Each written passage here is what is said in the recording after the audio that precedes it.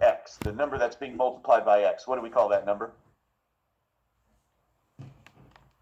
And I know I'm not presenting, so some of you have no idea what I'm talking about. It is a coefficient, but what role does it play in specifically a linear equation? The number in front of the The slope.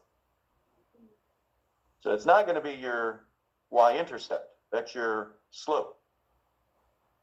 So if nothing else is written, what is the y-intercept? And please don't give me a number. Give me an ordered pair. 0, 0, right? Now, I know it was a long time ago when we were graphing lines, but I think I even mentioned that this is one of those instances where textbook, teacher, whoever thinks that they're being nice to you. They think they're giving you a really easy question. But when we don't see a unique M and a unique B, we get confused. Instead of just thinking there is no B, that means B is 0, that means we've got a point going through the origin. So don't let the easy questions throw you off.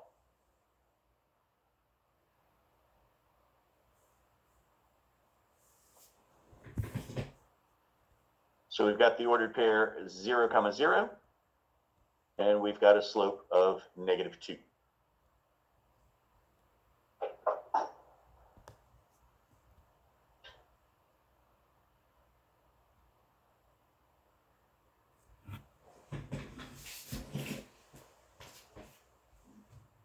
Now when you're using your slope, remember you got two options. If it's a negative slope, you can either go down and to the right, you can go up and to the left, but you should see a line that's descending from left to right.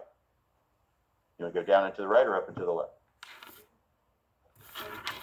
Down 2, to the right 1. We end up at 1, -2.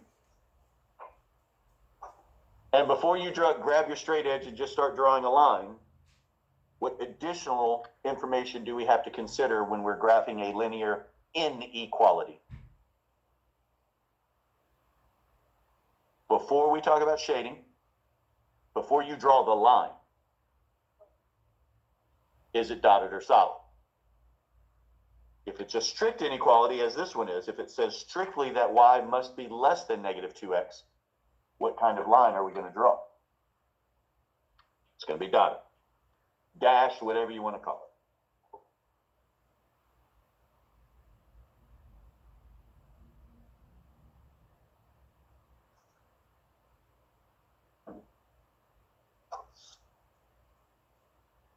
And now that we have our boundary drawn, now we're going to worry about shading a region.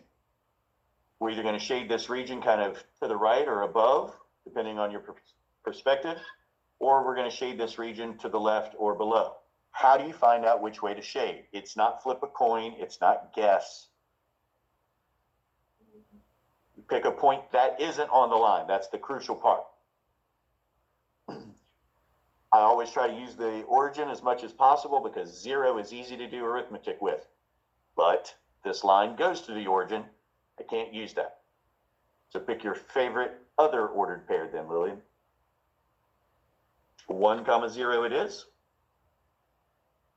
If I substitute those values into the given inequality, we have 0 is less than -2 times 1. Is 0 less than -2? No. So we had this ordered pair 1, 0 that did not satisfy the inequality. So should I be shading where that answer is? No. And if you remember what we were doing yesterday, this still connects to it. This idea that we take a number and we plug it in. If we get a true statement, we shade where that answer is true. If it's not true, we don't shade where that answer is. We just happen to be on a Cartesian plane today. Yesterday, we were on a number line. But the idea is still the same. And what this tells me is any ordered pair to the left of this dotted line will satisfy the inequality. You plug in any of these ordered pairs, you'll get a true statement. On the other hand, if you take any ordered pair to the right, you get a false statement. Will not satisfy. But yeah, when they just give you the mx, Don't let that be a problem. Just like if they don't give you a slope, if they just said y was greater than 5, what kind of line has 0 slope? Horizontal. So don't let that be a trick question either.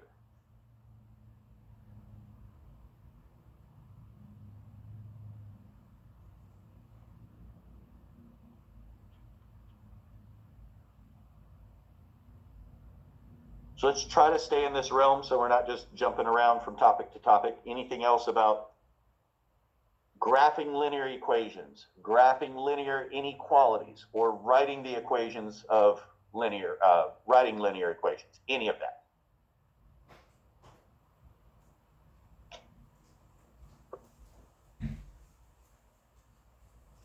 Yep.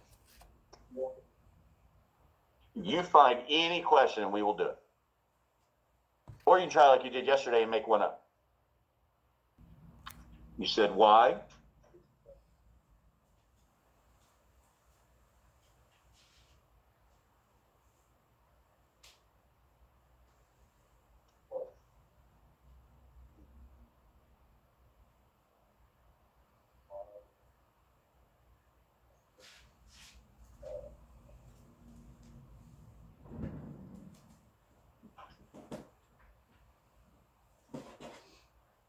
Okay, and let's make it negative.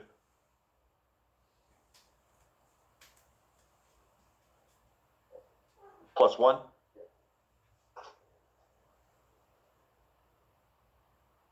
So if we're looking at two inequalities at the same time, this is a system. Just like if we're looking at two equations at the same time, it's a system. What is the answer to a system of equations? Physically, what is the answer? The point of intersection. The same is true when we solve a system of inequalities. It's just going to be regions that intersect. It's not going to be a point, it's going to be a ton of points that intersect. So I can't do that algebraically. I can only do that with a picture. I can only do this graphically. Now, Dylan was nice to y'all. He gave you just slope-intercept form, right? So it's immediately ready to graph.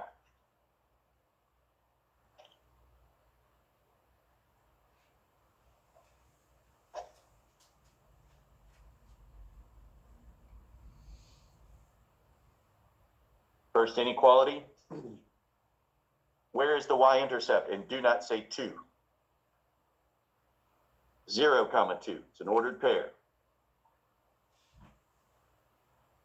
We've got a slope of 3, so you can either go up and to the right or you can go down and to the left. Matters not. As long as you have a line that is rising from left to right, showing that positive slope, we'll all get the same answer. Now, Dylan's first inequality says greater than or equals to, so what kind of boundary will we draw here? Solid.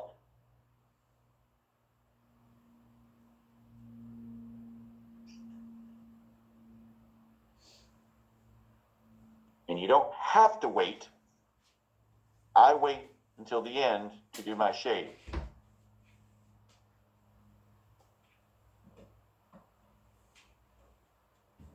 Where's the second one going to cross the y-axis?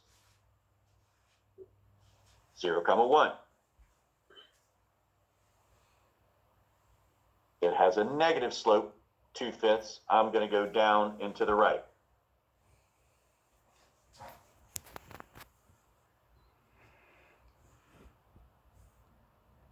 What kind of boundary? Dotted.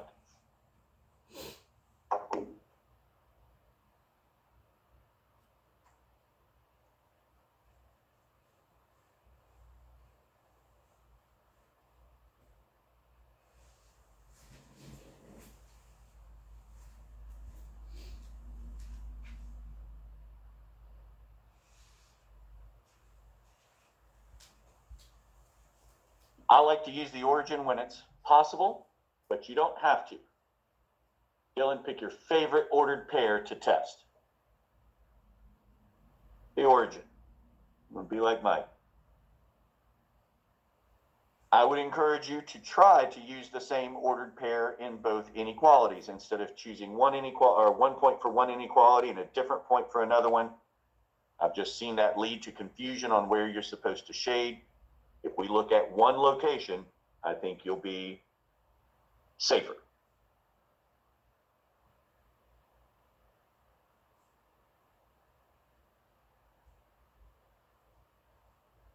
So in that first inequality, if we plug in the origin, is 0 greater than or equal to 2? It is not. So that first inequality, remember, is your solid line. The origin failed to give us a true statement, so I'm not going to shade towards the origin. We'll shade away from it.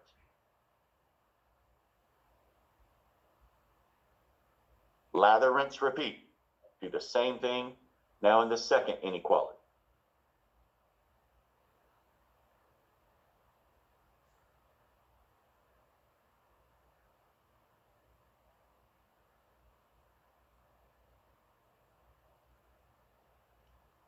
If you substitute the origin into the second inequality, negative 2/5 times 0 is 0.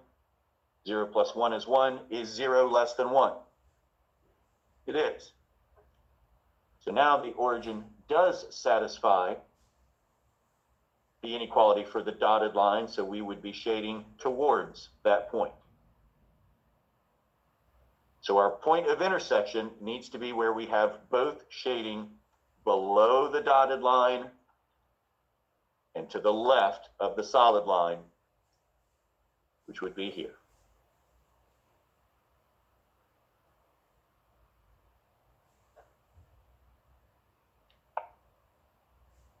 You take any point from this triangular region, and they will be true in both of the inequalities at the same time. It's kind of like the and or stuff we talked about yesterday. It would be true in the first, and it would be true in the second at the same time.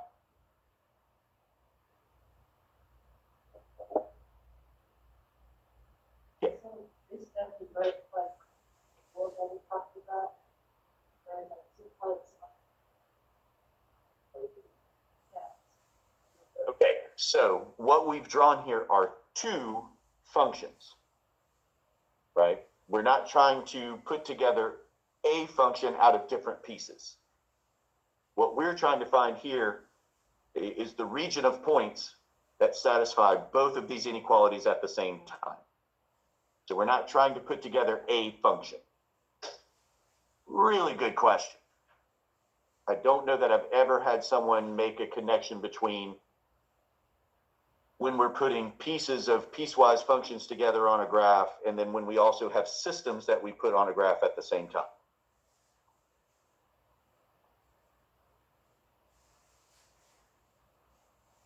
I don't know that it satisfies your question at all, but it's two very, very different approaches, two very different things we're trying to accomplish. Piecewise functions, we're trying to draw a function that has to pass the vertical line test. Here we're given two functions, we're trying to see what makes both of them true.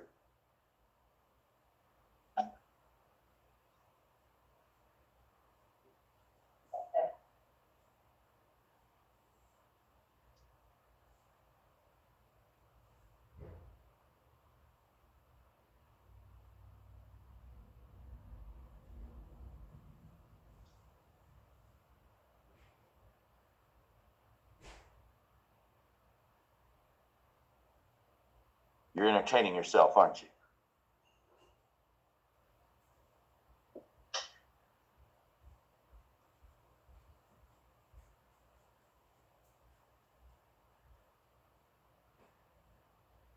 It's not to say we can't talk about it tomorrow or on Monday. Just trying to stay in the realm of linears, at least until y'all are ready to move on to something else.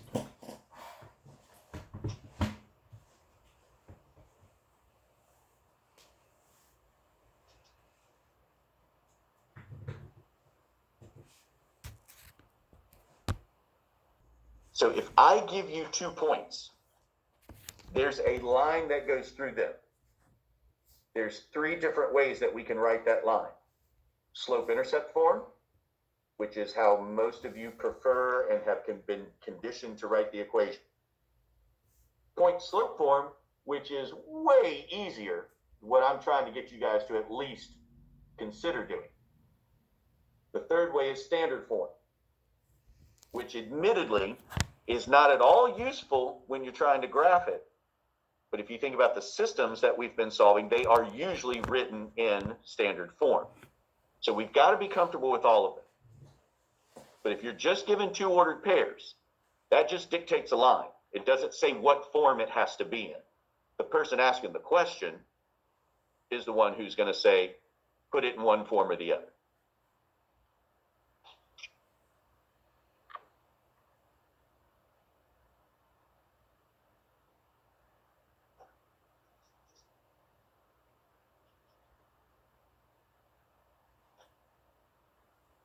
What are your two favorite ordered pairs, Zoe? 0, -4, and 3, 4. 3, 4? Okay. Now in this setup, before we do any work, what is so absolutely nice about these two ordered pairs if we're specifically supposed to be writing slope-intercept form?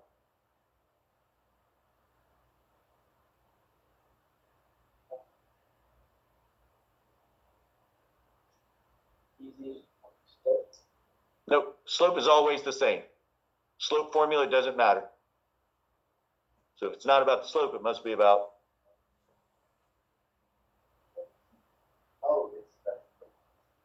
You were given the y-intercept, which is why I keep asking you guys, when I ask what's the y-intercept, don't give me a number. I want you to think about an ordered pair. What is the ordered pair always going to start with if you're talking about the y-intercept? It's always going to be 0. So when you have 0, anything, you know what b is. So this question is only about finding the slope. You're not going to plug anything into an equation. You're not going to solve for anything. When you find the slope, you're done.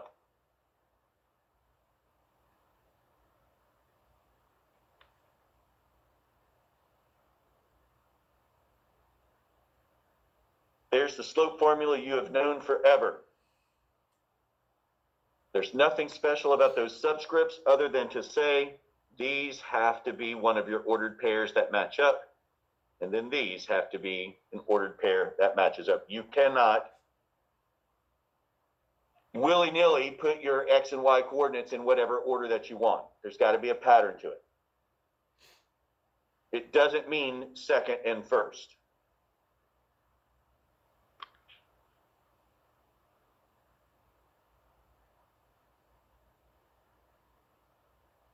I would say it's the last time, but I'll probably say it again on tomorrow and on Monday.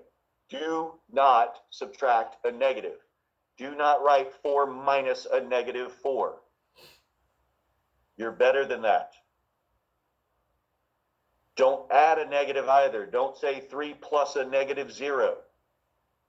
You know that adding a negative just means subtraction. So write it as such.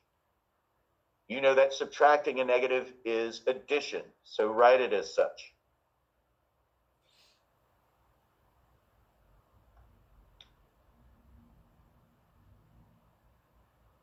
So you have your slope, you have your b. What is your equation, Zoe?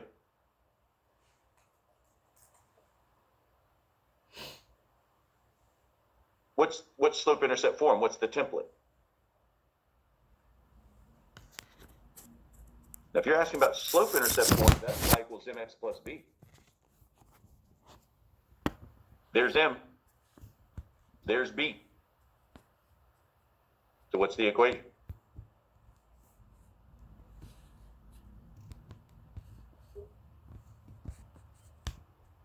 If you're writing the equation, you have to have variables.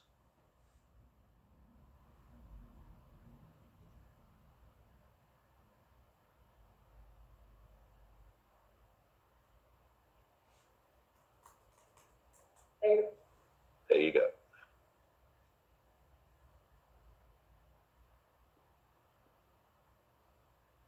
What if we were going to write point slope? Don't shake your head. No, I'm telling you, I'm going to ask you to do this next week. Nope, don't tell me any formula. Tell me what it is for this question.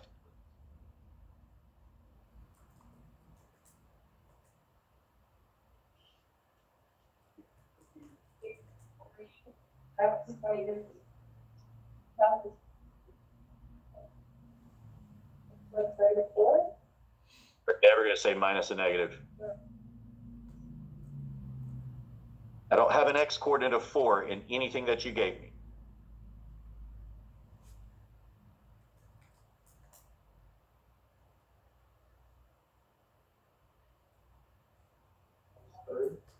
Minus 3.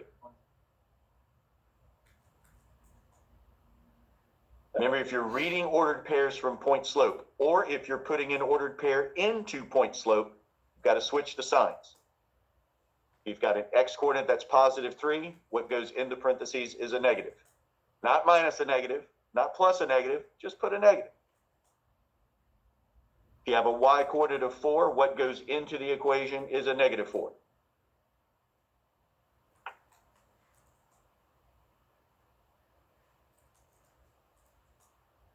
If you're given 2 ordered pairs, that means you can write 2 separate equations. You get to pick whichever one you want. This one's going to look a little funny because of that x coordinate being 0, but what would the point slope form look like if we used 0, negative 4?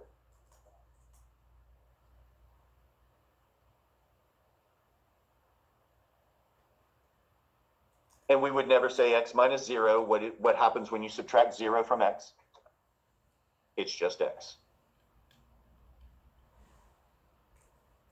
And that's why we would never purposely use point slope form if you were given 0, anything, because you already had the y-intercept. You could write slope-intercept form.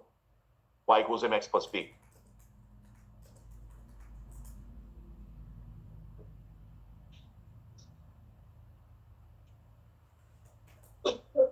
Geo.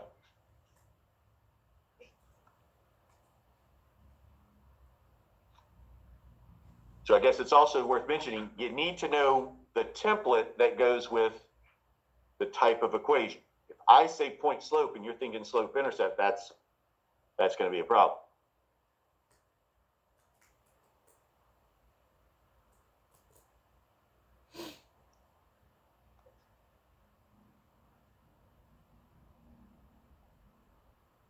Now you had a second question, right? It was about systems.